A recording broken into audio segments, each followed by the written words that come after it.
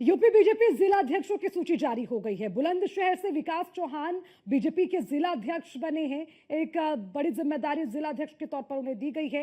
UP BJP जिला अध्यक्षों की सूची में ललितपुर से हरिश्चंद्र रावत बीजेपी के जिला अध्यक्ष बने, तो वहीं यूपी बीजेपी जिला अध्यक्ष की सूची में मुरादाबाद से आकाश पाल को बीजेपी का जिला अध्यक्ष बनाया गया। इसके अलावा अगर जिला अध्यक्षों की सूची में बात करें तो गाजीपुर से ओम प्रकाश राय हैं जो बीजेपी के जिला अध्यक्ष बने। यूपी बीजेपी जिला अध्यक्षों की सूची में आगरा जिला अध्यक्ष से प्रशांत पुनिया को जिम्मेदारी सौंपी गई है। तो ये अध्यक्षों की पूरी लिस्ट है, एक एक करके सारे नाम आपके सामने रखेंगे। बुलंदशहर से विकास चौहान बीजेपी के जिला अध्यक्ष बने हैं और उसी के साथ यूपी बीजेपी जिला अध्यक्षों की सूची में अगर एक जिले की बात करें और उसमें जो नाम शामिल है बुलंदशहर से, तो वो विकास चौहान का नाम है। तो साफ तौर पर हर जिले से जिम्मेदारी सौंपने के पीछे और उन्हें मुख्य धारा में जोड़ने के पीछे का कारण क्या है, ये समझने की हर कोई कोशिश कर रहा है। तमाम वो नाम, चाहे वो गाजीपुर से हो, बुलंदशहर से हो, मथुरा से हो, आगरा से हो, रामपुर से हो, किसी भी जिले की आप उठाकर बात कर लीजिए, तमाम नाम जो सामने आए हैं उन नामों के मायने क्या है। हर कोई आज ये देखना चाहता है कि जिन नामों को बीजेपी ने जिला अध्यक्षों की सूची में सबसे नंबर 1 पर रखा है कि पूरे जिले में एक वो नाम जो चुना गया, उस नाम के मायने क्या है, ये समझने की जरूर कोशिश की जा रही है। क्या वोट बैंक को साधने की कोशिश की गई है या फिर ऐसे कई नाम जिनको मुख्य धारा में लाने का मौका नहीं मिला या प्रतिनिधित्व करने का मौका नहीं मिला, उन तमाम नामों को भी एक मुख्य कमान में लाने की कोशिश यहाँ पर बीजेपी ने की।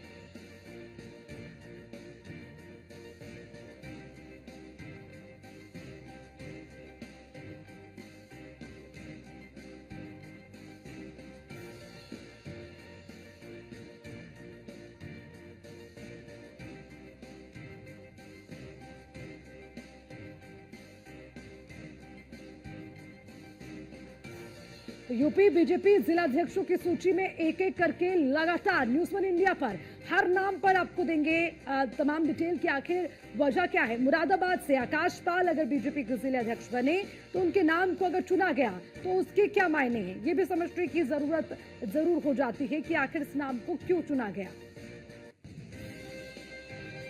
चलिए इसी पर ज्यादा जानकारी लेंगे। वाजिद अली हमारे संवाददाता मुरादाबाद से हमारे साथ जुड़ गए। वाजिद, जरा बताइए, अगर हम मुरादाबाद की बात करते हैं तो वहां के जिला अध्यक्ष के रूप में अगर आकाश पाल को चुना गया तो इसके क्या मायने हैं? जी देखिए, बिल्कुल बताना चाहूंगा, आज बीजेपी की जिला अध्यक्ष की लिस्ट जारी हो गई है जिसमें आकाश पाल को पुनः जिला अध्यक्ष चुना गया है। जिसमें आकाश पाल पार्टी के लिए अच्छा कार्य करते हैं और जनता के बीच जाकर के जनता के हित की बात करके जनता प्रचार प्रसार के रूप में आगे भारतीय जनता पार्टी का जो वर्चस्व है वो आगे बढ़ाते हैं। जिसमें आकाश पाल पहले नंबर पर आते हैं। आकाश पाल जी को फिर से पुनः जिला अध्यक्ष बनाया गया है और जैसे ही जिला अध्यक्ष की लिस्ट में आकाश पाल का नाम जारी हुआ तो उनके समर्थकों ने पहले ही फूल मालाओं से उनका स्वागत किया और जो कार्यालय है जिला कार्यालय है उस पर भी अभी भी जमावड़ा लगा हुआ है और आकाश पाल का जोरों से स्वागत चल रहा है। और आकाश पाल की जो विनती आती है वो भारतीय जनता पार्टी के विकास को लेकर और जनता के बीच पहुंच करके भारतीय जनता पार्टी का वर्चस्व की जो लड़ाई होती है वो आकाश पाल जी लड़ते हैं। इसीलिए उन्हें दोबारा से आकाश पाल जी को जिलाध्यक्ष बनाया गया है। जी, और वाजिद, क्या लगता है कि आकाश पाल को इस जिले की जिम्मेदारी देने से कोई बड़ा बेनिफिट यहाँ पर बीजेपी को मिलता नजर आएगा? जी बिल्कुल, देखिए जिस तरीके से अभी जो उपचुनाव हुए थे उसमें भारतीय जनता पार्टी के जो प्रत्याशी ठाकुर रामवीर जी थे वो उसमें जो पार्टी की तरफ से भी और जो जिला अध्यक्ष आकाश पाल जी थे उनके द्वारा भी तमाम प्रचार प्रसार किया गया था और पार्टी के लिए अच्छी भूमिका ये निभाते हैं और इसीलिए आगे भी ये भूमिकाएं अच्छी निभाएंगे। इसीलिए पार्टी ने दोबारा इन्हें जिलाध्यक्ष चुना है और आकाश पाल जी के जिलाध्यक्ष बनने से समर्थक और जो उनके कार्यकर्ता है और जो पार्टी के जिम्मेदार व्यक्ति है खुशी की लहर है कहीं ना कहीं। जी ठीक है वाजिद, आपका शुक्रिया इस खबर पर तमाम जानकारी विस्तार से देने के लिए। तो साफ तौर पर आकाश पाल का नाम अगर मुरादाबाद से सामने आया तो ये भी माना जाता है कि एक अच्छी 2027 की बिसात बिछाने का काम यहाँ पर आकाश पाल मुरादाबाद में करते हुए नजर आएंगे। और दूसरी बात, आकाश पाल के जिला अध्यक्ष बनने से लोगों में भी काफी खुशी है, वहां पर उनके जो समर्थक हैं, कार्यकर्ता हैं, उनमें भी एक खुशी का माहौल देखते ही बनता है।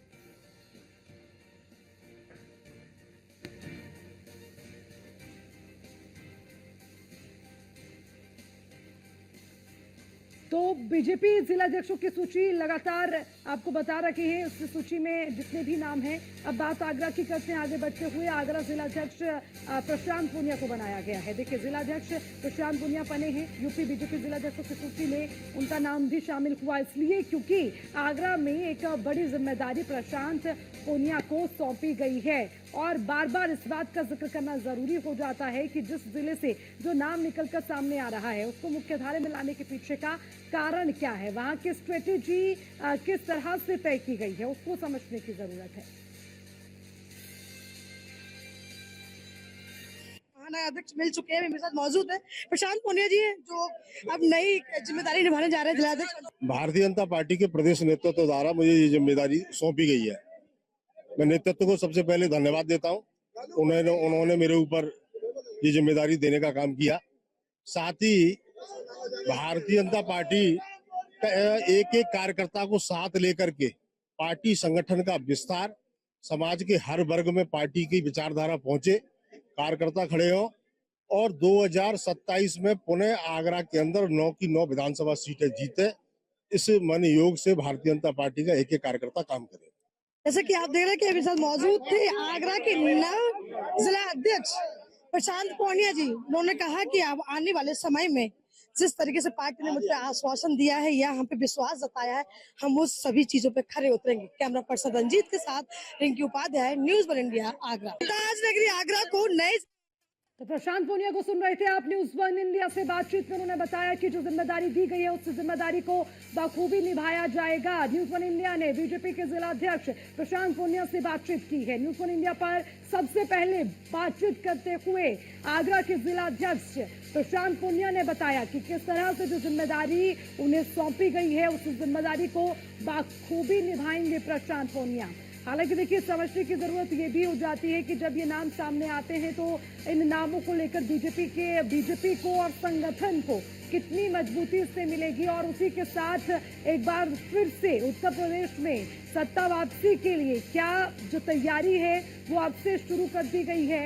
योगी सरकार लगातार अपनी टीम को तैयार करने और मजबूत बनाने में जुट गई है। कहीं ना कहीं इस लिस्ट से ये नाम जरूर, जो नाम सामने आ रहे हैं उससे ये चीज जरूर साफ होती है। जैसे कि पहले हमारे कंसल्टिंग एडिटर ने भी इस बात का जिक्र किया कि आमूमन ऐसा नहीं देखा जाता था कि नाम जो आते थे उनको जिम्मेदारी सौंपी जाती थी और वो अपने कामों में जुट जाते थे। लेकिन इस बार जिस तरह से बीजेपी ने स्ट्रेटेजी बनाई है, पहले लिस्ट को लेकर चर्चा, उसके बाद लिस्ट बनाना, लिस्ट के बाद उसको फाइनलाइज करना, उसके बाद नामों की घोषणा करना, एक एक करके हर नाम को सामने रखना, तो ये एक बड़ी जो स्ट्रॉन्ग स्ट्रेटेजी है वो यहाँ पर बीजेपी की नजर आती है।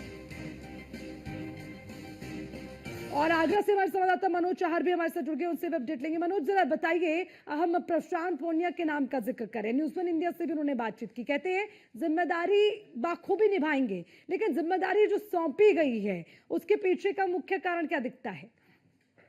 देखिए, जिस तरीके से देखा जा रहा है कि प्रशांत पूनिया एक पुराने कार्यकर्ता भारतीय जनता पार्टी के रहे हैं, लगातार